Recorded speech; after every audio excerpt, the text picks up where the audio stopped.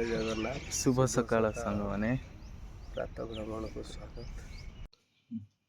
ପ୍ରକୃତିର ଦାନ ହିସାବରେ ହେମକେଦାର ଗୋଟେ ଗଛଟି ଆୟୁର୍ବେଦିକ ମେଡ଼ିସିନରେ ବ୍ୟବହୃତ ହୁଏ।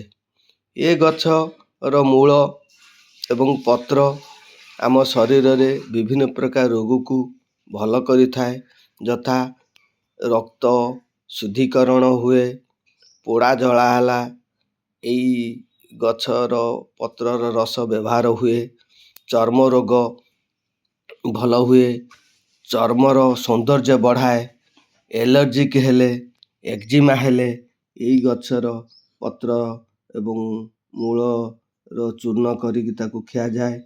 ଏଇ ହେମକେଦାର ଗଛର ପତ୍ରକୁ ବାଟିକି ପିଇଲେ ଡାଇବେଟିସ୍ ଭଲ ହୁଏ, ପେଟରେ ଅଜୀର୍ଣ୍ଣ ହେଲେ ଭଲ ହୁଏ, ଗ୍ୟାସ୍, ଅମ୍ଳତା, ଜ୍ୱର, ଦୁର୍ବଳତା ଏସବୁକୁ ଏ ଗଛ ଔଷଧ ହିସାବରେ ବ୍ୟବହାର କରାଯାଏ।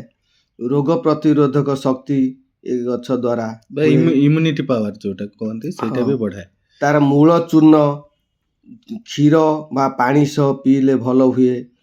ତେଣୁ ଏ ଗଛ ଲଗାନ୍ତୁ, ଆଉ ବିଭିନ୍ନ ପ୍ରକାର ରୋଗରୁ ମୁକ୍ତ ପାଇବା ପାଇଁ ହେଲେ ଏ ଗଛର ପତ୍ର ଆଉ ତାର ମୂଳକୁ ବ୍ୟବହାର କରି ସୁସ୍ଥରେ ରୁହନ୍ତୁ। ଗ୍ରୀଷ୍ମ କାଳରେ ଇଏ ଶରୀରକୁ ବି ମଧ୍ୟ ଶୀତଳ ରଖେ। ତେଣୁ ଆପଣମାନେ ଆସନ୍ତୁ, ଏ ଗଛକୁ ଭଲ ଭାବରେ ଚିହ୍ନନ୍ତୁ ଏବଂ ବାଡ଼ିରେ ଲଗାଇକି ଆର ବିଭିନ୍ନ ପ୍ରକାର ଔଷଧ ଗୁଣର ଫାଇଦା ନିଅନ୍ତୁ। ହେମକେଦାରକୁ ସାଧାରଣତଃ ଆମେ ଅମର ପୋଇ ହିସାବରେ ଜାଣିଥାଉ। ଅମର ପୋଇ ଗଛ କହିଲେ ସମସ୍ତେ ଆମେ ଜାଣିପାରିବା। ଜୟ ଜଗନ୍ନାଥ।